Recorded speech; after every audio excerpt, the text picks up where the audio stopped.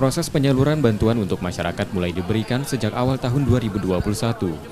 Salah satunya bantuan pangan non-tunai atau BPNT. Sayangnya kuota penerimaan BNPT tahun ini untuk Palembang turun dibandingkan tahun sebelumnya. Pada 2020 lalu, Palembang mendapat 88.000 KPM, sementara tahun ini hanya 33.810 KPM. Dinas Sosial Kota Palembang menerangkan masih melakukan koordinasi pada kementerian terkait pengurangan kuota keluarga penerima manfaat di kota ini.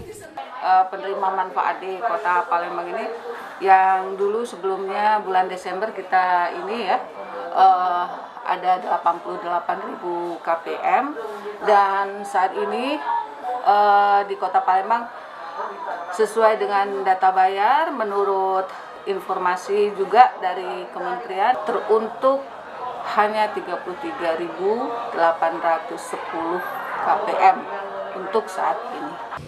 Dinas Sosial Palembang meminta warga untuk bersabar, menunggu keputusan lanjutan karena pihaknya masih terus berusaha mencari penyebab berkurangnya jatah KPM ini.